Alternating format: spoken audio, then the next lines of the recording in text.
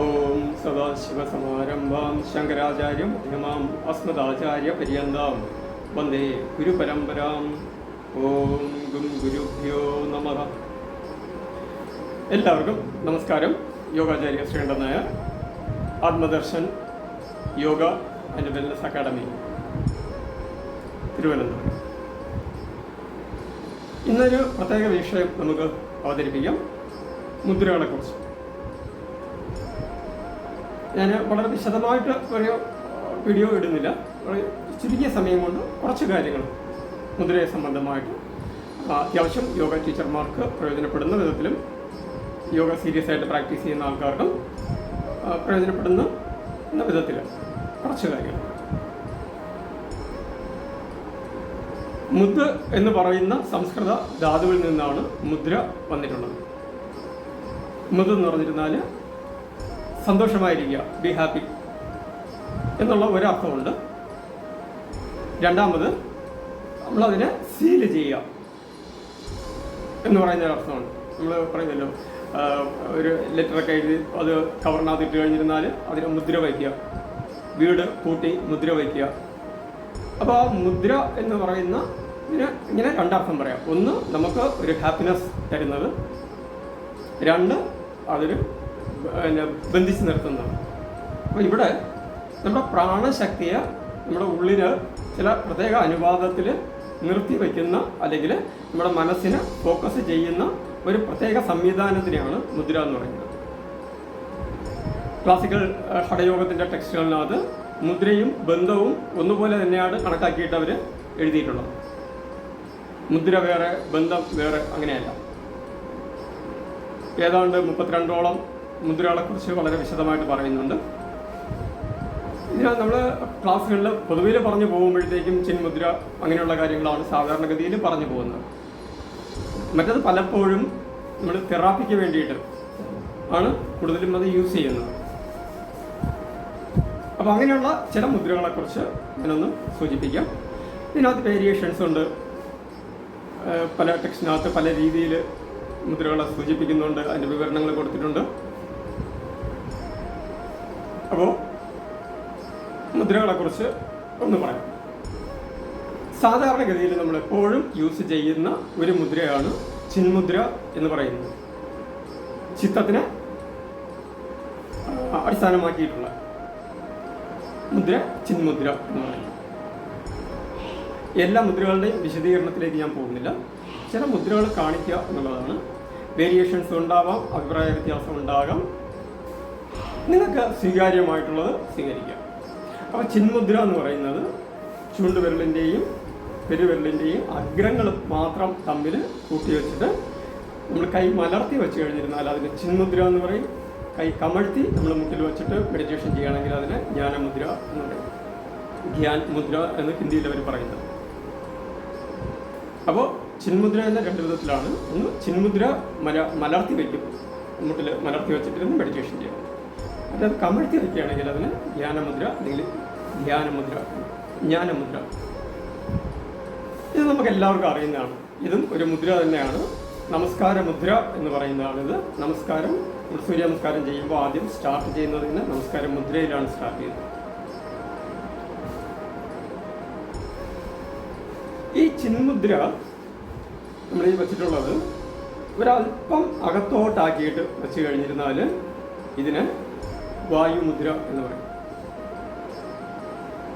ഇതിനകത്ത് നമ്മൾ ഒരല്പം അകത്തോട്ടാക്കി വെച്ച് കഴിഞ്ഞിരുന്നാൽ വായുമുദ്ര എന്ന് പറയും. ഇത് മുദ്രകളെ കുറിച്ച് വേറെ ഒരു ജനറലായിട്ടൊരു ഐഡിയ പറയുകയാണെങ്കിൽ, ഈ അഗ്രങ്ങളിൽ ആണ് നമ്മൾ മുദ്ര വയ്ക്കുന്നതെങ്കിൽ ഇതിന് അതുമായിട്ട് ബന്ധപ്പെടുന്ന പഞ്ചഭൂതങ്ങളെ വർദ്ധിപ്പിക്കാൻ സഹായിക്കും. അതേസമയം നമ്മൾ തമ്പിൻ്റെ കീഴ്വശത്തോട്ട് ബേസിലോട്ട് വയ്ക്കുകയാണെങ്കിൽ ആ പർട്ടിക്കുലർ എലിമെൻറ്റിൻ്റെ അതിനെ കുറയ്ക്കാനായിട്ട് സഹായിക്കും. അപ്പോൾ ഞാൻ മുദ്ര പൊതുവിൽ ഇത് പറഞ്ഞതാണ്.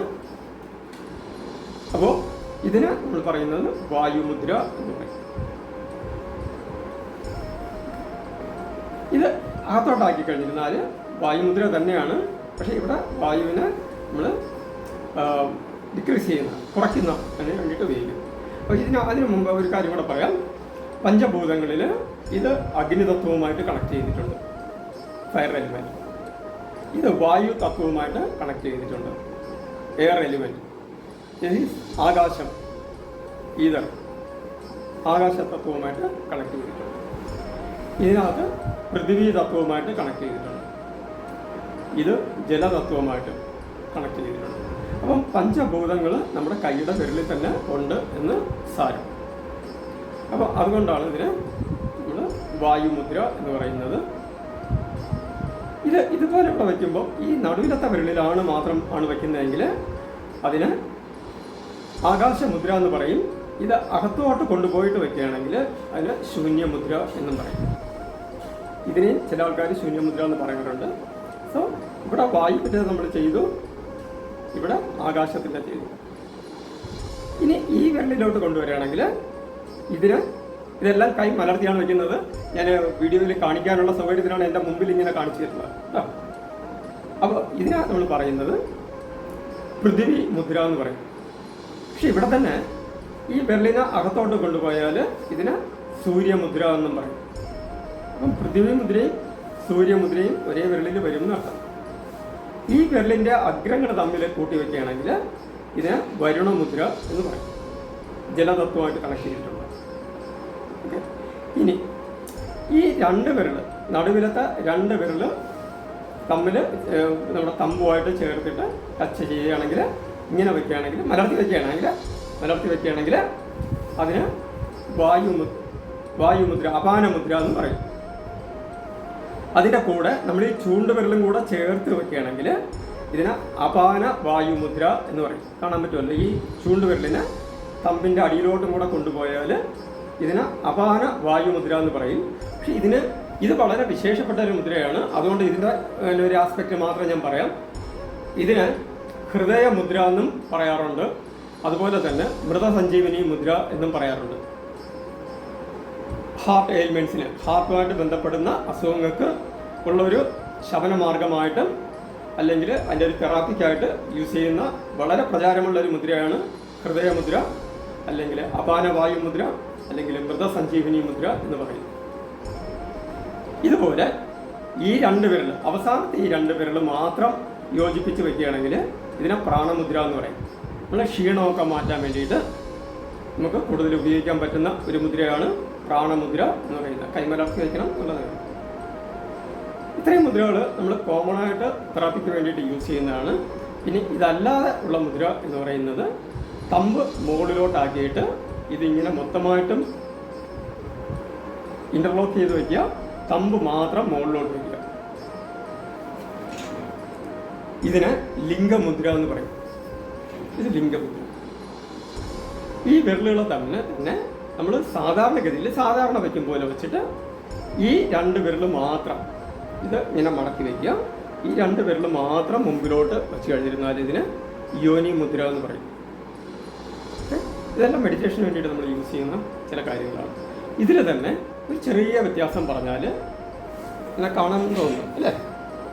ഈ രണ്ട് വിരൽ, ഈ അവസാനത്തെ രണ്ട് വിരൽ മാത്രം ചേർത്ത് വെച്ചിട്ട് ബാക്കിയുള്ള വിരലുകളും നേരെ വെച്ചിട്ട് ഇരുന്ന് കഴിഞ്ഞിരുന്നാൽ ഇതിന് മഹാലിംഗമുദ്ര എന്ന് പറയും. ഉണ്ടോ? ഇതാണ് മഹാലിംഗമുദ്ര എന്ന് പറയും. അതുപോലെ തന്നെ ഞാൻ നേരത്തെ യോനി മുദ്ര കാണിച്ചു. ഇത് ഇങ്ങനെ വെച്ച് കഴിഞ്ഞിരുന്നാൽ ഇതിന് മഹായോനി മുദ്ര എന്ന് പറയും.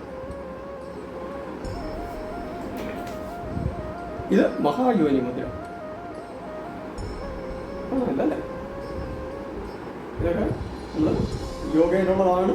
പക്ഷേ ഇത് നമ്മൾ ഹയർ സ്റ്റേജിലൊക്കെ യൂസ് ചെയ്യുന്ന ഒരു സാധനമാണിത്. മഹായോനി മുദ്ര എന്ന് പറയും. ഇതുപോലെ സുരഭി മുദ്ര എന്ന് പറഞ്ഞിട്ടുണ്ട്. സുരഭി മുദ്ര എന്ന് പറയുന്നത് കാണിച്ചു തരാം. ഇതാണ് സുരഭി മുദ്ര എന്ന് പറയുന്നത്. ഇത് നമ്മൾ സുരഭി മുദ്ര. അതുപോലെ തന്നെ കൈ തമ്പാകത്താക്കി ഇങ്ങനെ മടക്കി വെച്ച് കഴിഞ്ഞിരുന്നാൽ ഇതിന് ശംഖുമുദ്ര എന്ന് പറയും. ശംഖുമുദ്ര എന്ന് പറയും. അപ്പോൾ ഇത്തരത്തിൽ നമ്മൾ കുറേ മുദ്രകൾ, ഇനിയുണ്ട്, ഒത്തിരി മുദ്രകളുണ്ട്. ആകാശമുദ്ര എന്ന് പറയുന്നത്, ഭൂസ്പർശന മുദ്ര എന്ന് പറയുന്നത്, അഭയമുദ്ര എന്ന് പറയുന്നത്. സോ ഒത്തിരി മുദ്രകളുണ്ട്, കുറേ മുദ്രകളുണ്ട്. കുറച്ച് ഞാൻ ആദ്യം ബേസിക്കായിട്ട് പറഞ്ഞ കുറച്ച് മുദ്രകളെങ്കിലും അത്യാവശ്യം യോഗ ടീച്ചർമാരെല്ലാവരും ഒന്ന് അറിഞ്ഞിരിക്കുക. അത് നമുക്ക് നമ്മുടെയൊക്കെ യോഗ പഠിക്കാൻ വരുന്ന ആൾക്കാരെന്ന് പറയുന്നത് പലതരത്തിലുള്ള ആൾക്കാരാണ് വരുന്നത്, പല വൈഷമ്യങ്ങൾ കൊണ്ട് വരുന്ന ആൾക്കാരുണ്ടാവും. അവർക്കൊക്കെ ഈ മുദ്രകളും കൂടെ ചേർത്തിട്ട് നമ്മൾ പറഞ്ഞു കൊടുത്താൽ അതിൻ്റെ റിസൾട്ട് കുറെ കൂടെ ആക്സലറേറ്റ് ചെയ്യാൻ പറ്റും, കുറെ കൂടെ ഇമ്പ്രൂവ് ചെയ്യാൻ സാധിക്കും എന്നർത്ഥം. ഓക്കെ അല്ലേ? മുദ്രകളെക്കുറിച്ച് ഞാൻ വേറൊരു പവർ പോയിന്റ് ഇടുന്നുണ്ട്, അതിനോടൊപ്പം വീഡിയോ ഇടുന്നുണ്ട്. ഞാൻ നേരത്തെ ക്ലാസ്സുകളിലേക്ക് വേണ്ടിയിട്ട്, സെമിനാറിലേക്കൊക്കെ വേണ്ടിയിട്ടും തയ്യാറാക്കിയിട്ടുള്ളതാണ്. പഴക്കമുള്ളത് ഞാൻ അപ്ഡേറ്റ് ചെയ്തിട്ട് അയക്കാം. ഇത്രയും കാര്യങ്ങളിൽ നിന്നും ഒരു ഏകദേശ രൂപം കിട്ടിയിട്ടുണ്ടാകുമല്ലോ, അത് ഒന്ന് മനസ്സിലാക്കുക. ഇതിനകത്ത് നിങ്ങൾക്ക് എന്തെങ്കിലും സംശയം ഉണ്ടെങ്കിൽ തീർച്ചയായിട്ടും എന്നെ കോൺടാക്റ്റ് ചെയ്യാം. 9447151888. അതല്ലെങ്കിൽ വാട്സപ്പിൽ മെസ്സേജ് അയയ്ക്കുക. 8848977396.